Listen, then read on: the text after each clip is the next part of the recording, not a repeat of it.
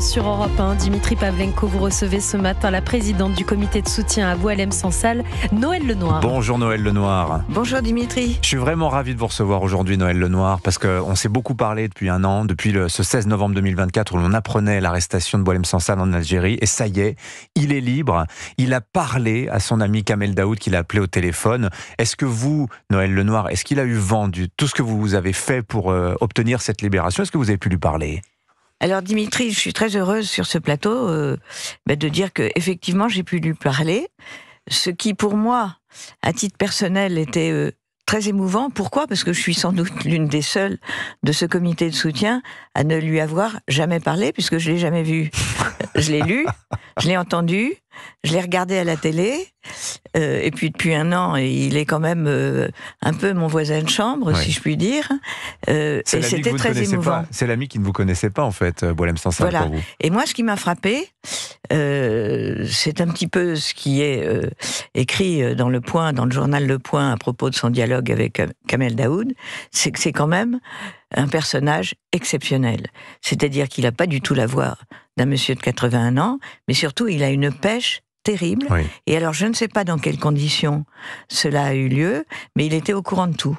Puisque, il m'a remercié, il a beaucoup d'humour, il a remercié Arnaud Benedetti, Xavier Driancourt, Kamel Benchek, Jean-Paul Scarpita aussi, qui avait contact permanent avec son épouse, Naïsa. Jean-Paul Scarpita est directeur artistique, il fait des mises en scène d'opéra. Et donc, tout ça, c'était extrêmement émouvant. Et évidemment, sa double patrie, c'est l'Algérie, mais c'est aussi la France. Sa culture, c'est la France. Sa langue, c'est la France. Et j'ai senti que, il était content de revenir à la maison.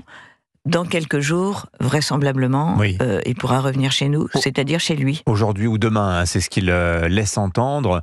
Alors, on comprend, vous avez dit qu'il savait pas mal de choses. Il peut pas tout dire pour l'heure, Boualem Sansal. Je pense que aussi il s'agit de protéger des personnes peut-être qui l'ont aidé quand il était en prison. Racontez-nous un peu les coulisses de sa libération. Il vous a fait part des détails sur quand il est sorti, son rapatriement en France? Non. Il m'a dit, malheureusement, j'ai pas pu... Enfin, en Allemagne, pardon. Oui, c'est parce qu'il est à Berlin. Alors, ce que je sais, c'est que il y a un très bon ambassadeur, François Delattre, de France en Allemagne, qui l'a évidemment accueilli à l'aéroport, et il était rayonnant de bonheur. C'est quand même quelqu'un qui a été détenu dans des conditions très défavorables, parce qu'une prison à l'isolement, il était à l'isolement. Puisqu'on avait dit, on avait fait savoir à d'autres détenus avec lesquels il sympathisait, parce que c'est quelqu'un de très sympathique, de très gentil, qu'il fallait pas lui parler, que ça pouvait aggraver leur cas, leur situation. Et donc, excusez-moi, il était à l'isolement total. Il n'a pas pu écrire. On a dit, mais je n'en ai pas parlé avec lui, qu'il avait simplement une télévision. Est-ce qu'il accédait aux chaînes françaises? Je n'en sais rien. Et par conséquent, il a vécu quand même une sorte de martyr qu'il n'avouera jamais pendant un an. Mais moi, ce qui m'a frappé, c'est qu'il est au courant de tout.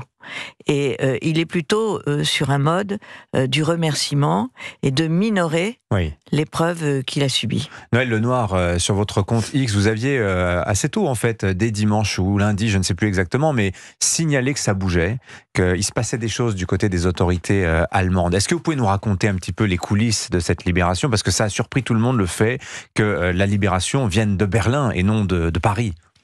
Alors d'une part, l'Allemagne n'a pas été le seul pays appelé à l'aide par la France.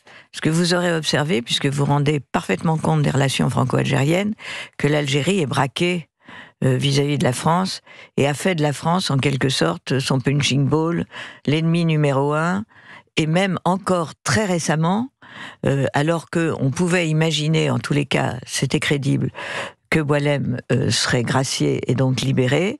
Encore récemment, la presse algérienne le diabolisait et même le mentionnait comme un agent de 3 services secrets, le français, le marocain et l'israélien. Ça fait beaucoup. Et donc, c'était encore là au moment où sa libération devenait vraiment imminente. Oui. Et donc, il a été diabolisé. Et je pense que ce qui s'est passé du point de vue de l'Algérie, ce qui a joué, c'est plusieurs choses. Bon, d'abord, les négociations et le fait que vous ayez eu l'Italie, l'Allemagne, sans doute les États-Unis, c'est un peu une indiscrétion, mais je crois savoir, le pape, qui en a parlé directement au président Tebboune. Vous aviez quand même... Il y a une diplomatie vaticane qui est intéressante, parce que Abdelmadjid Tebboune a été reçu par le pape au mois de juillet, et il y avait dans l'air cette idée que Léon XIV, augustinien, souhaitait se rendre en Algérie pour aller là où est né Saint-Augustin, à Hippone, Saint-Augustin évêque d'Hippone, et donc on sent qu'il y a une diplomatie algérienne qui s'est jouée en coulisses aussi, qui a peut-être participé à ce mouvement de libération. Alors là, il faut rendre à César ce qui est à César. La diplomatie française a bien joué vis-à-vis du pontife, du pape, également Gérard Larcher qui lui en a parlé, et le pape en a parlé au président Tebboune.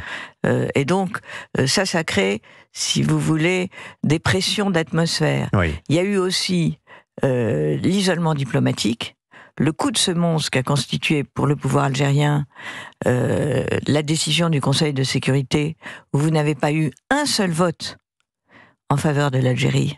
L'Algérie elle-même s'est abstenue, mais ses alliés... Sur la question du Sahara occidental. Sur la question, effectivement, du Sahara occidental. Et ça a été vraiment un choc très fort pour la diplomatie et donc pour l'Algérie. Ils se sont isolés vis-à-vis de leurs voisins africains. Qui s'est rendu compte que son isolement n'était pas splendide du tout. Et puis, il y a eu ce double jeu. Chacun a joué son rôle. Moi, je suis un peu désolée aujourd'hui que la France gauloise retrouve ses habitudes, c'est-à-dire qu'on se dispute sur qui a fait quoi. Oui. Parce que chacun sait que l'attitude du ministre de l'Intérieur, l'attitude des parlementaires, y compris du groupe du président de la République, qui ont fait pression sans cesse jusqu'à cette fameuse union des droites que certains appellent de leur vœu et qui s'est réalisée d'une certaine manière à l'occasion. Oui. Sur la question du sort de Boualem Sansal, sur l'idée qu'il fallait être ferme vis-à-vis de l'Algérie. Non, mais sur la résolution, sur la dénonciation de l'accord franco-algérien. C'est-à-dire, ça aussi, ça a été un coup. C'est-à-dire, on a fait toute l'union des droites, avec les abstentions qui étaient en fait des votes pour, sans le dire, du groupe centriste, enfin du groupe Renaissance. On a quand même l'impression que dans cette affaire, la France n'a pas pesé beaucoup pour obtenir la libération de Boualem Sansal. C'est heureux que ça survienne, mais que finalement la France n'a pas beaucoup compté dans cette équation. Je pense que la France a quand même, il faut être fier quand même un peu de son pays. Il y a eu le jeu du ministre de l'Intérieur, de Bruno Retailleau, que j'ai trouvé extrêmement utile, d'après nos contacts algériens. Moi, je ne suis pas une experte, comme vous le savez, je ne m'appelle pas Xavier Driancourt, mais on a quand même beaucoup de contacts locaux et ici à Paris. Et puis, il y a eu la diplomatie qui, dans un cadre difficile, avec au sommet de l'État, évidemment, un chef de l'État qui va de la fermeté jusqu'à l'absence de fermeté. C'est un petit peu difficile de naviguer. Je pense qu'il faut rendre hommage à tous ceux qui ont travaillé, y compris des diplomates français, sur ce dossier. Et puis surtout, il faut se réjouir ensemble. Merci beaucoup Noëlle Lenoir d'être venue ce matin au micro d'Europe 1. Je rappelle que vous êtes la présidente du comité de soutien à Boualem Sansal, qui devrait donc rentrer en France dans les 48 prochaines heures. Merci d'être venue nous voir. Il est 7h20 sur Europe 1.